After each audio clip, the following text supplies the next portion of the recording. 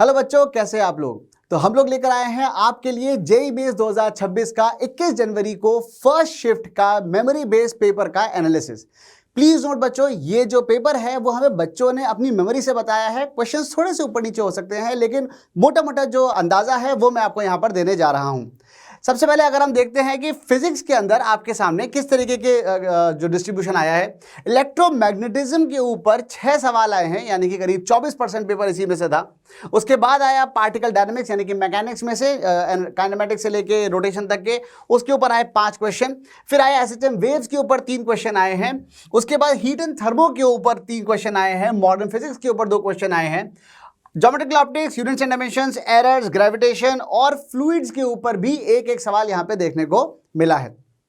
यहां पे अगर हम देखें क्लास 11th और क्लास 12th के ऊपर अगर हम लोग ध्यान से देखते हैं तो बहुत ही बैलेंस्ड पेपर रहा है। आधा क्लास 11 से था, आधा क्लास 12 से था। ऐसा नहीं है कि किसी भी एक क्लास के ऊपर ज्यादा फोकस था।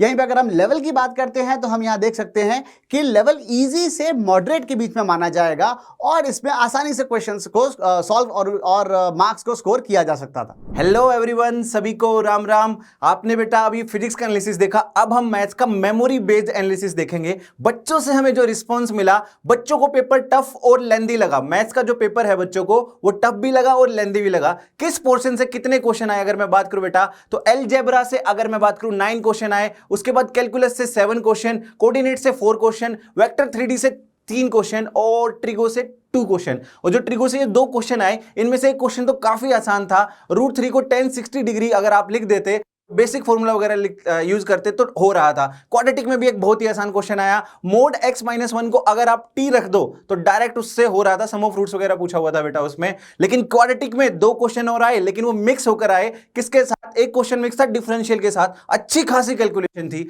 और दूसरा क्वेश्चन मिक्स था कॉम्प्लेक्स नंबर के साथ, वो क्यूब रूट ऑफ यूनिटी का कुछ यूज हो रहा था उसमें, वो भी अच्छी खासी कैलकुलेशन थी उस क्वेश्चन में भी। सीक्वेंस एंड सीरीज से भी 2 क्वेश्चन आए, एक टफर साइड था, आसान, एक क्वेश्चन आसान भी था लेकिन कैलकुलेशन उसमें भी थी। जीपी का क्वेश्चन था, जैसा कि मैं बताता हूं, जीपी में 2 रिलेशन दिए हुए थे और ए और आर निकाल के वो क्वेश्चन हो जा रहा था। बाइनोमियल थ्योरम में भी क्वेश्चन था लेकिन लेंदी कैलकुलेशन थी।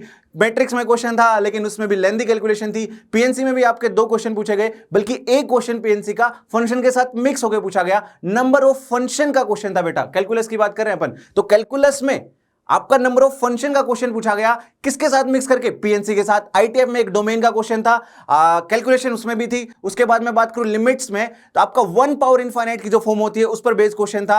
आगे बढ़ूं अगर मैं बात करूं तो डेफिनेट इंटीग्रेशन में आपके पास 2 क्वेश्चन थे। एक क्वेश्चन डेफिनेट इंटीग्रेशन में ट्रिगो के साथ मिक्स था। एरिया अंडर कर्व में भी एक क्वेश्चन था। डिफरेंशियल इक्वेशन में भी हमारे पास 2 क्वेश्चन थे। कोऑर्डिनेट की बात करें तो स्ट्रेट लाइन से भी क्वेश्चन था। सर्कल में भी हमारे पास क्वेश्चन था, जो हम देखते हैं क्लास वगैरह में, वही क्वेश्चन था। एक सर्कल है और एक्सटर्नल पॉइंट से 2 टेंजेंट बनाए गए थे, तो ये जो बाहर वाला पॉइंट है इसके लोकस की बात की गई थी, तो आप वो निकाल सकते थे। अगर बात करूं पैराबोला से भी एक क्वेश्चन था, एलिप्स हाइपरबोला से भी एक क्वेश्चन था और मिक्स होकर आया था। एलिप्स हाइपरबोला को कौन फोकल बोला हुआ था और उसके बाद लेटेस्ट सेक्टम पूछ लिया था, तो वो भी आप सोल्व कर सकते थे। अगर मैं बात करूं क्लास 11th और 12th से कितने कितने क्वेश्चन रहे, तो क्लास 11 से अगर मैं बात करूं बेटा तो 9 क्वेश्चन और क्लास 12 से 16 क्वेश्चन। कोई बोलेगा सर ये तो बहुत कम है बेटा, कुछ क्वेश्चन मिक्स भी आए हैं। जैसा कि मैंने बताया डिफरेंशियल और क्वाड्रेटिक मिक्स था, कॉम्प्लेक्स और क्वाड्रेटिक मिक्स था, तो वो यहां काउंट नहीं होगा, वो यहां काउंट होगा। पीएनसी और फंक्शन मिक्स था, वो भी यहां काउंट होगा। तो मिक्स वाले सारे क्वेश्चन, क्योंकि 12th बाद में पढ़ते हो, तो वो यहां काउंट होंगे।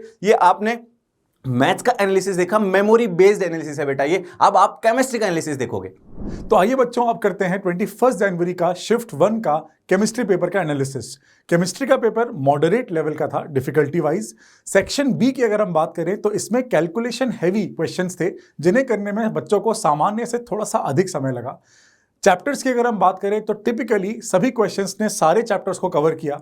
अगर हम एनसीईआरटी के बेसिस पे बात करें तो लगभग 52% क्वेश्चंस एनसीईआरटी के क्लास 11th के चैप्टर से पूछे गए और 48% क्वेश्चंस पूछे गए क्लास 12th के चैप्टर से। तो करीब करीब 13 क्वेश्चंस क्लास 11th और 12 क्वेश्चंस क्लास 12th एनसीईआरटी के बेसिस पे पूछे गए बच्चों।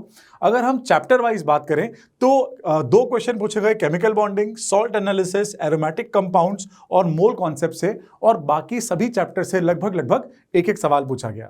तो ये था मेमोरी बेस्ड पेपर का एनालिसिस शिफ्ट 1 केमिस्ट्री का। बच्चों 21 जनवरी का शिफ्ट 2 का detailed solution memory based paper का हमारे चैनल पे लाइव होगा 6:30 PM से, तो जुड़ना ना भूलें। Also make sure a lot of your friends join the session as well. Thank you so much, all the best.